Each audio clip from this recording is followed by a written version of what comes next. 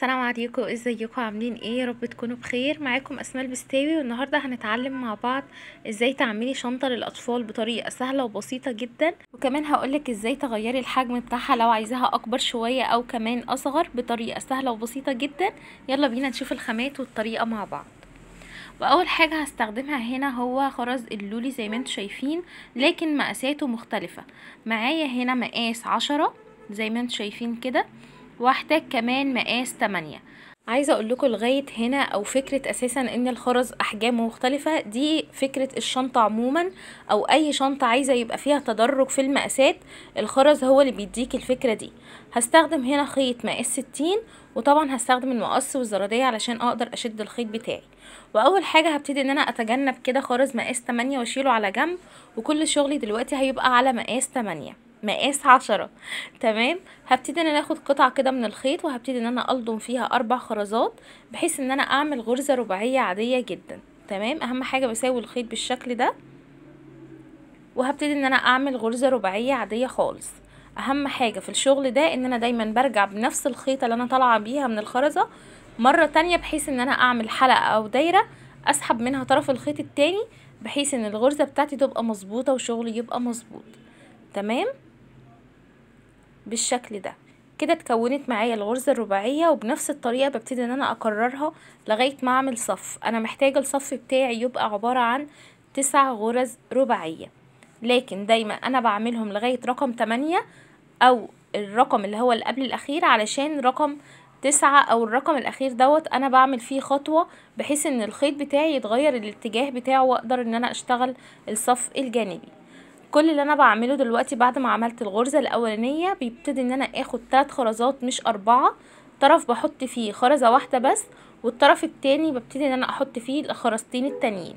وبما ان الجنب ده فيه عدد الخرز اكبر، ببتدي ان انا ارجع في الخرزة التانية واعمل حلقة او دايرة، وابتدي ان انا اسحب منها طرف الخيط التاني. بتتكون معايا دايما غرزة رباعية بالشكل ده زي ما انتم شايفين، متماسكة جدا. هكمل الصف ده زي ما اتفقنا. زي ما انتم شايفين انا هنا عملت 8 بس، برغم ان انا محتاجة 9 غرز. تمام. ليه بعمل الخطوة دي؟ دلوقتي بجيب اي طرف من الاطراف، وببتدي ان انا اجيب ال3 خرزات بتوعي مرة واحدة، وبضيفهم في الخيطة ديت مرة واحدة. يعني طرف خيط بسيبه فاضي خالص، والطرف التاني ببتدي ان انا احط فيه 3 خرزات، برجع في التالتة بنفس طرف الخيط، بعد كده بعمل حلقة واسحب منها طرف الخيط التاني. اتكونت معايا الغرزة الاخيرة الرباعية، وكمان اتجاه الخيط بتاعي اتغير. الخطوة دي انا بحب اعيدها وازيدها كذا مرة في الفيديوهات بتاعتي، علشان برضو لسه لغاية دلوقتي في ناس يعني بتبقى عاملة مشكلة معاها. زي ما انتم شايفين انا هنا باجي على طرفين الخيط، واحد بيبقى لجوه وواحد بيبقى لبره. البره ده ببتدي ان انا احط فيه برضو 3 خرزات، برجع في التالتة وبيبقى شكل الخيط معايا بالشكل ده. بعد كده معايا طرفين الخيط، الطرف اللي جوه ببتدي ان انا اعديه في الخرزة دي، اما الطرف اللي بره فهو المسؤول ان انا بحط فيه خرز جديد. ببتدي ان انا احط خرزتين 2 بس، لان انا معايا اوريدي في الخيط بتاعي كمان خرزتين. بعد كده بعمل الحلقة او الدايرة، وببتدي ان انا اسحب منها طرف الخيط التاني، وبتتكون معايا غرزة رباعية. زي ما انتم شايفين الطرف اللي جوه ببتدي ان انا اعديه في الخرزة اللي جنب، والطرف اللي بره ببتدي ان انا احط فيه خرزتين، وبرجع في التانية بالشكل ده. تمام. وبكده هتكون اتكونت معايا برضو غرزة رباعية. وبنفس الطريقة ونفس الخطوات هكمل. الخيط اللي في الجنب بعديه في الغرز دي او في الخرز الجانبي ده، اما الخيط اللي بره بحط فيه دايما خرزتين جداد. بعد كده باجي على اخر خرزة بعدي فيها طرف الخيط اللي جنبها على طول بالشكل ده، وهنا بقى بدل ما بحط الخرز في الخيطة دي هبتدي ان انا اعديه في نفس الخيطة اللي انا لسه معدياها دلوقتي، يعني الخرز بتاعي مكانه بيتغير. بحط خرزتين وبرجع في التانية، وبسحب طرف الخيط بالشكل ده. تمام. اتكونت معايا غرزة رباعية والاخيرة. تمام. هلاقي برضو ان اتجاه الخيط بتاعي بقى في الجنب، باجي على طرف الخيط اللي بره، ببتدي ان انا احط فيه 3 خرزات مرة واحدة، لان انا الخيط بتاعي فيه خرزة واحدة بس، والغرزة الرباعية بتتكون من 4 خرزات. تمام. طبعا انا هنا بشتغل بخرز عادي مش مستورد، لكن خامته كانت حلوة جدا، لكن برضو لازم هقابل فيه غلطات، فبالتالي بحاول ان انا اتفاداها. تمام. معايا خرزتين اهو، باجي على الطرف اللي بره بحط كمان خرزتين. تمام. يبقى كده انا شغاله تمام جدا ومظبوط. مجرد ما بتعملي اول صفين هتقدري تعملي، لو هتعملي حتى 20 صف مش هتفرق معاكي. فبالتالي انا بنفس الخطوات اللي انا اشتغلت معاكم بيها الصف التاني هكمل لغايه ما اعمل 9 صفوف. تمام اهو بكرره بس مش اكتر، كل الفكره ان انا بكرره مش اكتر. طيب دلوقتي انا عملت 9 صفوف، يعني القطعه المربعه اللي معايا دي عباره عن 9 في 9، 9 من الجنب تمام، و9 من القاعدة. تمام كده. ليه انا عملت كده؟ لان انا عايزة لما اطبقهم على بعض يبقى الجزء ده 4، وبعد كده القاعدة واحدة بس، وبعد كده الجزء اللي ورا كمان 4، لكن الواجهة بتاعة الشنطة هتبقى 9 برضو. تمام. هبتدي ان انا اطبقهم زي الساندوتش كده زي ما انتم شايفين. هتلاقوا فعلا اهو القاعدة بقت عبارة عن خرزة واحدة بس، ومعايا طرفين الخيط. طبعا انا هنا كان لسه الخيط باقي معايا فعشان كده هكمل بيه. لو انت هتبدأي خيط من اول وجديد هتحطيه في الخرزة دي. تمام. تمام. كل اللي انا هعمله هاجي على الطرف اللي بره وهبتدي ان انا احط فيه خرزة واحدة بس. انا بعمل ايه هنا؟ انا هنا ببتدي ان انا اقفل الجناب بتاعة الشنطة بتاعتي. تمام. بما ان القاعدة عبارة عن غرزة رباعية واحدة فكمان الجنب هيبقى بنفس الطريقة. ببتدي ان انا احط خرزة واحدة بس، وبنفس طرف الخيط عديت في الخرزة اللي هي التانية اللي قصاد اللي انا كنت فيها اصلا من الاول. بعد كده هبتدي ان انا احط خرزة كمان برجع فيها، بعمل الحلقة او الدايرة وبسحب منها طرف الخيط التاني. كونت معايا غرزة رباعية وكمان قفلت لي الجنب بتاعي بكل سهولة. تمام. هظبط طبعا العقدة او الربطة بالشكل ده. بعد كده معايا طرفين الخيط ببتدي ان انا اعدي طرف خيط في الخرزة اللي في الجنب ده. تمام. وطرف الخيط بعديه في نفس الخرزة اللي قصادها على طول. تمام. وفي اي طرف من الاطراف هبتدي ان انا احط خرزة واحدة بس، وابتدي برضو ان انا اعمل فيها حركة الربطة او العقدة بتاعتي بكل سهولة علشان تبقى متماسكة جدا معايا. انا عايزه بس اقول لكم ما تستهونوش ابدا بشغل شنط الاطفال ان احنا نعملها اي كلام، او مثلا ما يبقاش فيها شغل الربطات. بالعكس ده شنط الاطفال لازم تظبطيها جدا، لان انت عارفه يعني ايه اطفال بقى تستخدمها وتلبسها وفي الحركات بقى بتاعتهم القمر دي، فطبعا لازم نهتم بيها اكتر. بعد كده هعمل برضو نفس الخطوه لغايه ما اكمل الصف بتاعي كله. بصوا لو بصيتوا هنا هتلاقوا خلاص الصف خلص، لكن في حركه مهمه قوي في الغرزه الرباعيه الاخيره اللي احنا ما عملناش فيها اي حاجه دي، لازم اعدي فيها الخيط بتاعي بالشكل ده علشان ابقى قفلتها كويس قوي. وبعد كده هبتدي ان انا الاقي طرفين الخيط قصاد بعض، وهو دي الخطوه اللي انا عايزاها بحيث ان انا اربطهم وانهي الجزء ده. خلاص هبتدي ان انا اربط مره واتنين وتلاته واربعه، لان الخرز معايا هنا مقاس 10 فمفيش مشكله ابدا. بعد كده بساوي طرفين الخيط وبعديهم في اقرب غرزه، اقرب خرزه قدامي، علشان اتفادى ان انا لو استخدمت الخرزه دي مره تانية، وكمان العقده تبقى مظبوطه في مكانها المظبوط، ما تبقاش طالعه كده بشكل مش حلو او عامله شكل مش لطيف. تمام. هبتدي ان انا اسحبها، لان طبعا الخيط ده بيبقى صعب جدا لو سحبتيه بايديكي. تمام. يبقى انا كده قفلت الجنب ده، وهقفل الجنب التاني زيه بالظبط بنفس الطريقه ونفس الخطوات. تمام.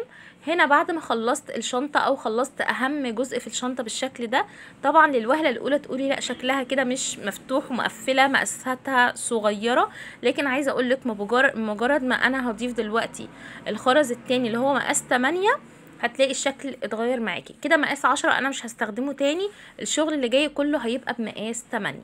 تمام. مجرد اصلا ان انت بتضيفي خرز مقاسه مختلف عن اللي انت شغاله فيه، شكل الشنطه بيبتدي يتغير، مش بتركه معينه او بحركه معينه، لا هو احجام الخرز هي بتتولى النقطه دي وبتظبطها. كل اللي انا بعمله دلوقتي بجيب برضو نفس الخيط اللي انا شغاله بيه مقاس 60، ما غيرتش مقاس الخيط ولا حاجه. تمام. وهبتدي ان انا اخد برضو قطعه كده على حسب استعمالك، بتحبي المقاس بتاعها يبقى قد ايه، وهاجي على اول خرزه فوق زي ما انتم شايفين كده انا عديت فيها، انا كنت واخده قطعه خيط كبيره قوي. تمام. وهبتدي ان انا اجي على طرفين الخيط، الطرف اللي جوه بسيبه والطرف اللي بره هبتدي ان انا اعمل غرزه رباعيه عاديه جدا بخرز مقاس 8. فعشان كده هحط هنا 3 خرزات، بسيب 2 وبرجع في الثالثه، وبعد كده بسحب طرف الخيط التاني اللي انا لسه معدياه وما عملتش بيه اي حاجه. تمام. هبتدي ان انا اسحب طرفين الخيط بالشكل ده لغايه ما اعمل العقده او الربطه. بصوا الشكل بتاعها عامل ازاي. بعد كده هيبقى معايا طرف الخيط اللي تحت، هبتدي ان انا اعديه في الخرزه اللي بعديها اهي. انا بعمل صف عادي جدا مفهوش اي مشكلة. الفكرة كلها هنا ان بس حجم الخرز اتغير، لكن انا كأني بكمل الشنطة بتاعتي عادي خالص. فهماني؟ وهبتدي ان انا اجي على الطرف اللي بره، هبتدي ان انا احط فيه خرزتين لان انا معايا في الخيط خرزتين، وهرجع في التانية واسحب طرف الخيط بالشكل ده. ايه الفكرة اللي انا بعملها دلوقتي؟ الفكرة دلوقتي ان انا بمشي داير ما يدور على الخرز اللي فوق ده. تمام، ببتدي ان انا ابني عليه غرز رباعية صف داير ما يدور اهو. بعدي طرف الخيط في الخرزة اللي عليها الدور، والطرف اللي بره ببتدي ان انا احط فيه خرزتين اتنين بس. ممكن حد هنا يسألني يقولي مثلا طب ينفع الخرز اللي هو الصغير ده يبقى مقاس 6؟ لا. ينفع مقاس اي؟ لا خالص. طيب ينفع مقاسات ايه؟ حاولي دايما يبقى التدرج يبقى بمقام 2. يعني ايه؟ يعني انا مستخدمها مقاس 10 ومقاس 8، الفرق ما بينهم درجتين. فهماني؟ لو هستخدم مثلا مقاس 8 يبقى استخدم معاه مقاس 6، وهكذا. لو هستخدم مثلا مقاس 12 يبقى هستخدم مقاس 10. فهماني؟ طبعا بترتيب اماكنهم. لكن لو حبيتي ان انت تصغري المقاسات هتبقى الشكل مختلف خالص غير اللي احنا بنعمله النهارده. لو لاحظتي هنا مجرد ما بتشتغلي على الصف ده هتلاقي، طبعا انا هكمل الجزء ده كله داير ما يدور اهو. انا طبعا لسه ما عملتش الظهر. بصوا بمجرد ما خلصت الصف ده هتلاقي ان الفراغ بتاع الشنطه من جوه بدأ يظهر معايا، او المساحه بتاعتها بصوا بدأت تظهر معايا ازاي اهو. طيب هاجي على الجنب هعمل ايه؟ هعمل نفس الخطوه. يعني الخرز انا ماشيه بيه داير ما يدور حرفيا في كل الاتجاهات، مش الصف اللي قدام بس وورا شكل تاني، لا. بصوا ابتدى يديني شكل البومبيه كده، بصوا شكلها حلو جدا. تمام. بعد كده هبتدي برضو ان انا اكمل بنفس الطريقه اهو. بعدي في الخرزه اللي عليها الدور، والطرف اللي برا ببتدي ان انا احط فيه خرزتين. تمام، دايما بسيب واحده وبرجع في التانية. طيب ينفع هنا ان انا اشتغل عكس عكاس؟ لا خالص، لازم برضو تشتغلي بنفس الطريقه اللي هي الربطه او العقده بخيط مقاس 60. ينفع اشتغل بمقاس 70 مفيش مشكله لو انت بقيتي محترفه وخلاص ايديكي خدت على الشغل، مفيش مشكله. لكن لو لسه بتحتاري في نقطه ان انت الربطات مش عارفه توديها فين او عندك مشكله فيها، ففي العموم اصلا استخدمي مقاس 60 لو انت لسه ايديكي ما خدتش قوي على الشغل. تمام، علشان تشطيبك في النهايه يبقى مظبوط، والعقد بتاعتك والربطات تبقى كمان مظبوطه وفي مكانها المظبوط. تمام، زي ما انتم شايفين انا هنا كملت الصف بتاعي كله. هاجي على اخر خرزه ببتدي ان انا اعدي فيها كده، وهلاقي برضو خرزه كمان اللي هي بتاعت اول غرزه رباعيه انا عملتها برقم 8. بمجرد ما بعدي فيهم هبتدي ان انا احط خرزه واحده بس، علشان عدد الخرز معايا كده بقى 3 ودي الرابعه بتاعتهم. تمام، هتلاقوا كده ان انا اتكون معايا. بصوا شكل الشنطه المساحه بتاعتها بقت من جوه عامله ازاي، اظن واضح جدا شكلها وباين قوي. طيب هبتدي ان انا اعمل ايه تاني؟ هعمل برضو صف كمان من الخرز مقاس 8. انا هنا واقفه على الغرزه اللي هي الاولانيه، فبالتالي هاجي على الطرف اللي برا وهبتدي ان انا اضيف 3 خرزات واكون غرزه رباعيه في صف جديد عادي جدا اهي. بصوا هاجي على الطرف اللي بعد كده بعديه في الخرزه اللي عليها الدور، والطرف اللي برا ببتدي ان انا احط فيه خرزتين 2 بس. تمام، احنا اتفقنا قبل كده ان دايما كل بداية جديدة بتبقى دي اكتر مكان بحط فيه عدد خرز. يعني ايه؟ يعني اول انا ما بدأت الشنطة خالص عملت غرزة رباعية، فبالتالي ضفت 4 خرزات. دلوقتي مع كل صف جديد انا بضيف 3 خرزات. تمام، يبقى هي دي البدايات اللي انا بضيف فيها اكبر عدد من الخرز. لكن شغلي بيبقى من جوه روتيني جدا وثابت معايا ان انا دايما بحط خرزتين 2 بس. تمام، كل اللي انا بعمله بعدي في خرزه، وانا كان معايا اساسا خرزه من الغرزه اللي قبليها، وببتدي ان انا احط خرزتين وبرجع وبعيد لكم برضو تاني. حاولي وانت بتشتغلي في الخرز اللي هو عادي او مش مستورد، حاولي دايما تتفادي الغلطات. لو خرزه مثلا متخربشه مش لطيفه او مكسوره، يعني في حاجات كده بتظهر معانا بتكون مش قد كده، حاولي دايما ان انت تتفاديها. عشان كده انا فعلا برشح دايما الخرز المستورد، بيبقى حلو جدا بتشتغلي فيه حرفيا وانتي مغمضه عينيكي.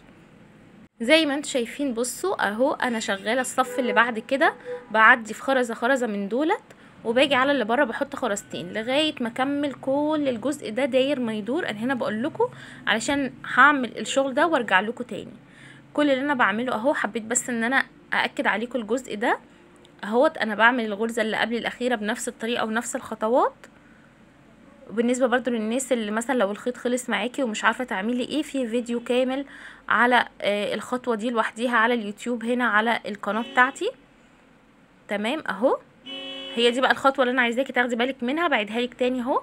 هبتدي ان انا اعدي في الخرزه اللي عليها الدور، وهطلع في الخرزه اللي هي طالعه لفوق دي شبه المثلث المقلوب، ايوه دي. هبتدي ان انا اعدي فيها، واي طرف من الاطراف هبتدي ان انا احط فيه خرزه واحده بس واعمل فيها العقده او الربطه. تمام، بحيث ان انا ابقى قفلت كانك بتبني طوب كده فوق بعضه، فاهمه قصدي اهو، بحيث ان انا كده ابقى قفلت الجزء ده. شايفين الشنطه متماسكه جدا معايا ازاي؟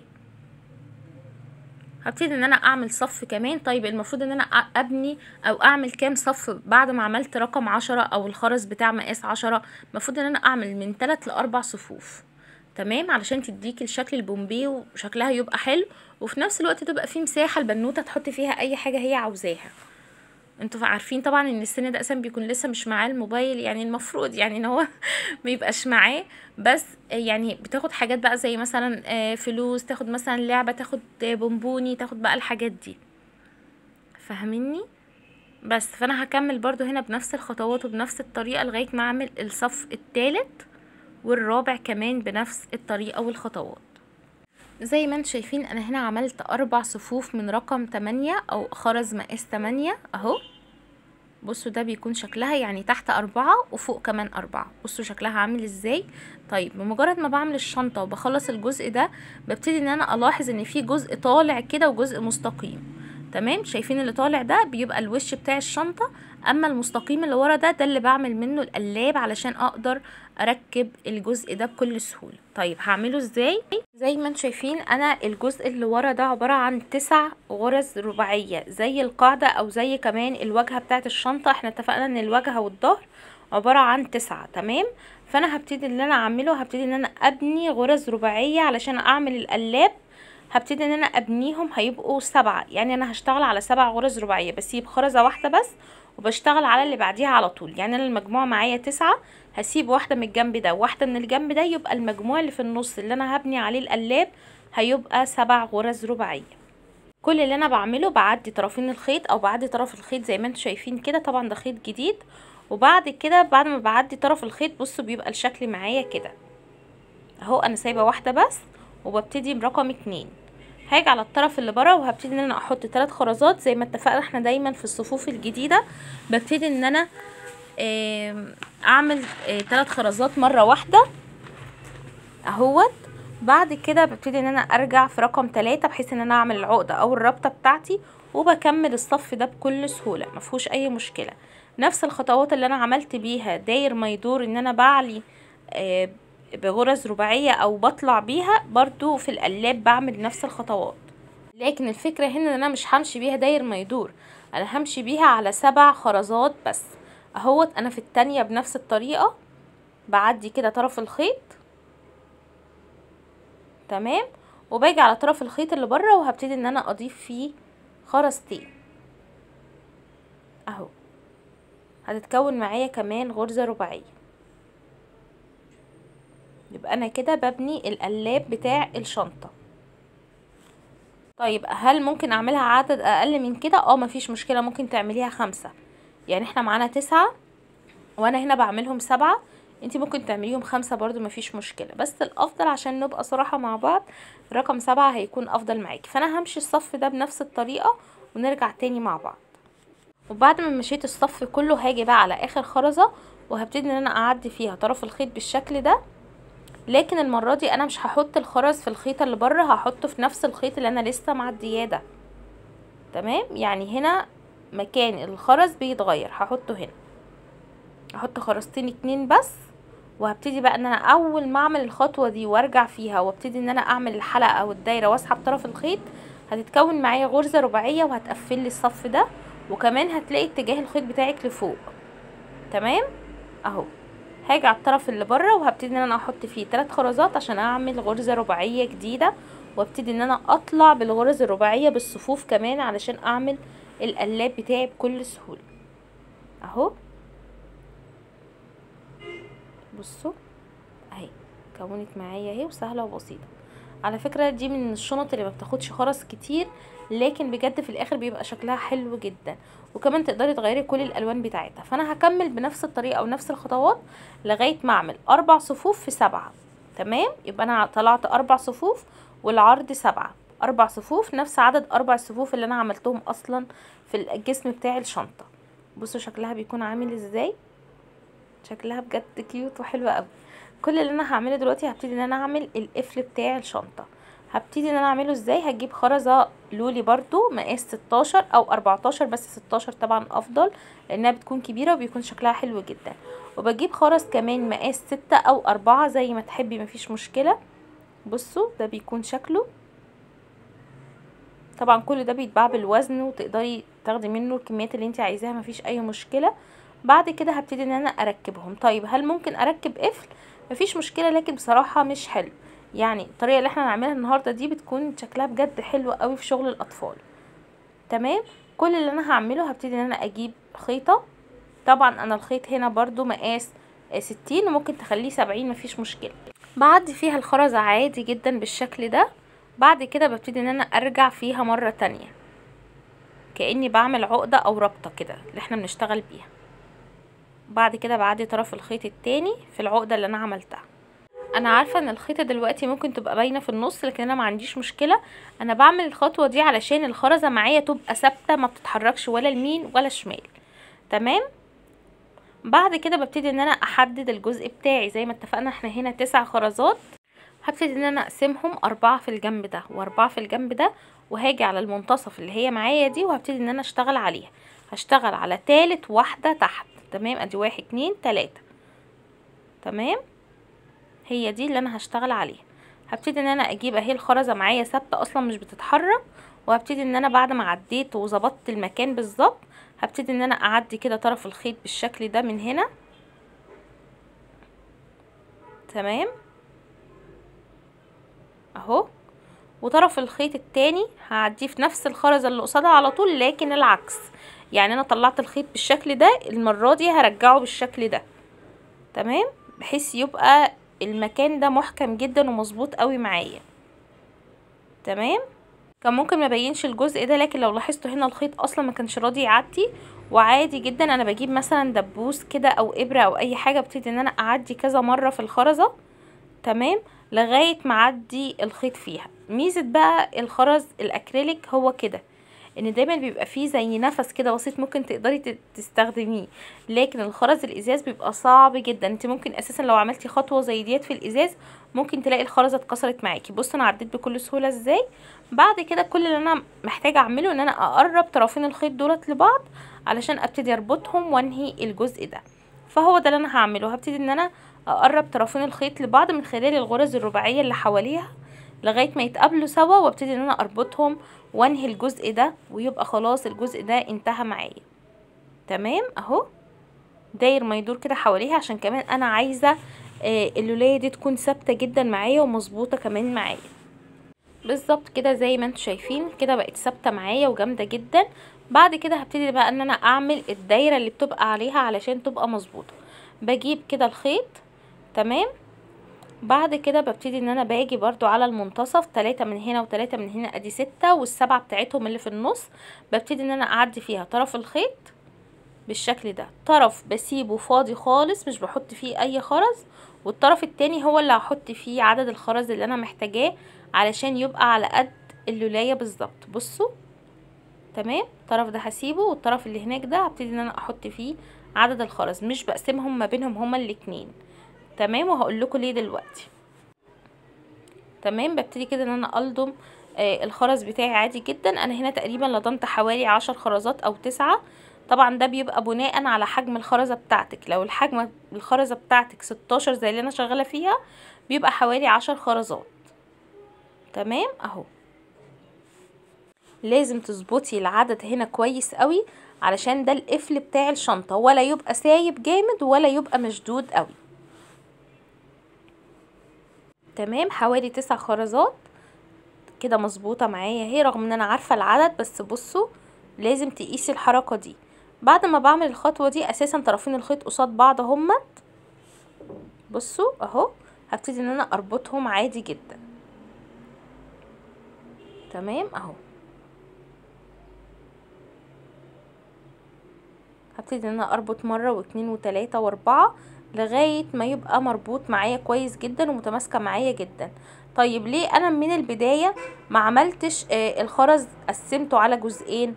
علشان انا الربطات معايا هنهيها فين، هوديها فين بعد كده، لكن هنا بمجرد ما بربط الربطات اقدر اعديها بكل سهوله في نفس الخرزه اللي انا اصلا استخدمتها وعملت منها الدايره دي. تمام اهو، زي ما انتوا شايفين اهوت بربط كويس جدا. تمام، طبعا انا عايزه اقول لكم خرز، رغم ان الخرز برضو مقاس 8، لكن عادي بتقدري تعدي فيه الربطات بتاعتك بكل سهوله. بساوي الخيط، بعد كده ابتدي ان انا اعدي طرفين الخيط كده جوه الخرزه اللي انا شغاله عليها. ما بعرفش اشتغل او اعمل اي حاجه غير لما لازم تكون حاجه شغاله قدامي لازم حاجه تكون شغاله مسلياني، لو هدوء وصمت كده ما بعرفش بعد كده ببتدي ان انا اعدي طرفين الخيط كده واسحبهم بحيث العقدة او الرابطة تتشد وتبقى مختفية معايا خالص اهو. تمام اهي، هتختفي معايا وهتبقى مش واضحة ولا باينة خالص، وهتبقى كمان ماسكالي الجزء ده كويس اوي. هبتدي طبعا ان انا اساوي الخيط بتاعي. تمام، وهتلاقي بقى القفل بتاعك شغال بكل سهولة وشكله حلو جدا. تعالوا كده نجرب مع بعض شكلها هيكون عامل ازاي اهي. بصوا بصوا الكياتة حلوة قوي، شكلها جميل. تمام اهو، بتتفتح وبتتقفل معايا، بس ولا واسعة ولا جامدة، مظبوطة. تمام، كمان تعملي حسابك لسه للاستعمال كمان هتوسع شوية او هتبقى مظبوطة عن كده كمان. كل اللي انا هعمله دلوقتي هبتدي ان انا اعمل الايد بتاعة الشنطة. الايد بتاعة الشنطة بقى بتبقى عبارة عن اي خرز عندك، مقاس 10، مقاس 8، عايزة تعمليها 8 بس، 10 بس، عايزة تلخبطيهم على بعض وتشتغلي، مفيش مشكلة ابدا. كل الفكرة بس ان احنا هنا هنستخدم خيط مقاس 70. تمام اهو، زي ما انتوا شايفين انا حاطة الرقم 8 على 10، مفيش مشكلة. تمام، وهبتدي ان انا اجي على طرف الخيط كده، وابتدي ان انا اجي على الغرزة الرباعية عشان طبعا تبقى متماسكة، فعشان كده اخترت الخيط يبقى مقاس 70. هاجي على الخرزة دي وابتدي ان انا اعدي كده. دي بقى حلاوة ان انتي يبقى الجنب بتاعك فردي. الجنب لما يبقى فردي بيبقى سهل جدا، فهنا عشان خاطر الجنب اصلا غرزة رباعية واحدة بس او القاعدة واحدة بس، فعشان كده الشغل بجد بيبقى سهل اوي. بعد كده بساوي طرفين الخيط جنب بعض اهو كده. انا عديت طرف الخيط وسويت كمان طرف الخيط قصاد بعض. هاجي على طرفين الخيط وانا ماسكاهم قصاد بعض كده، وهبتدي ان انا الضم الخيط بتاعي بكل سهولة. انا هنا عملت حركة كده ان انا بقيت الضم حوالي مثلا 4-5 خرزات من رقم 8، واحط واحدة بس من مقاس 10. كان عامل برضو الصراحة شكل حلو جدا. بصوا اهو، وبعد كده بلضم واحدة بس مقاس 10. بصوا اهي تبقى شكلها كده. لازم ابدأ بمقاس 8 بما ان الخرزة اللي انا شغالة عليها اصلا من البداية مقاس 8 برضو. وزي ما انتم شايفين انا خلاص خلصت الايد كده، الدراع على حسب بقى المقاس اللي انتي عاوزاه برضو. بعد كده هبتدي ان انا هقفل ازاي. معايا اهي نفس الخرزة اللي انا بدأت فيها او اللي شبهها الجزء التاني. هبتدي ان انا امسك طرفين الخيط تمام بالشكل ده. طبعا هو كان طويل اصلا جامد، فانا حبيت ان انا اقصر الخيط معايا شويه. وهاجي على الخرزة دي وهبتدي ان انا اعدي فيها الخيط عكس عكاس اهو. بعدي كده الطرف ده وهاجي على الطرف التاني وهعديه العكس.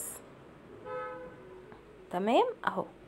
بعد كده معايا طرفين الخيط ببتدي ان انا طبعا لازم اشدهم كويس جدا. ببتدي ان انا اتوههم في الغرزة الرباعية اللي انا شغالة عليها دي اهو. بعدي كده طرف الخيط ده من هنا والتاني نفس النظام، لغاية برضو ما طرفين الخيط يتقابلوا قصادي علشان اقدر ان انا اربطهم واخلصهم كده مع بعض. تمام كده انا خليتهم ان هما يتقابلوا سوا ونهاية الخيط بتاعي خلاص، وكده الايد تبقى متماسكة جدا. وبكده تكون زي ما انتم شايفين الشنطه خلصت. بصوا شكلها حلو جدا ازاي. يا رب تكون عجبتكم، وكمان هستنى في التعليقات تقولوا لي رايكم وايه الحاجات اللي حابين ان احنا نعملها ونتعلمها مع بعض. انا عارفه الفتره اللي فاتت دي كنت مقصره معاكم شويه، بس معلش اعذروني وادعوا لي كتير. كمان اكتبوا لي في التعليقات تحبوا نعمل ايه مع بعض الورش اللي جايه. ده غير كمان انك تقدروا تتواصلوا معايا من خلال صفحة القناة فيسبوك، هسيبها لكم في اول تعليق مثبت. تقدروا تقولوا لي ايه الحاجات اللي انتوا حابين نعملها سوا مع بعض في الفيديوهات اللي جايه باذن الله. ويا رب يكون الفيديو عجبكم، وما تنسوش بقى اللايك والشير والاشتراك في القناة وتفعيل الجرس علشان يوصل لكم كل جديد. شكرا والسلام عليكم.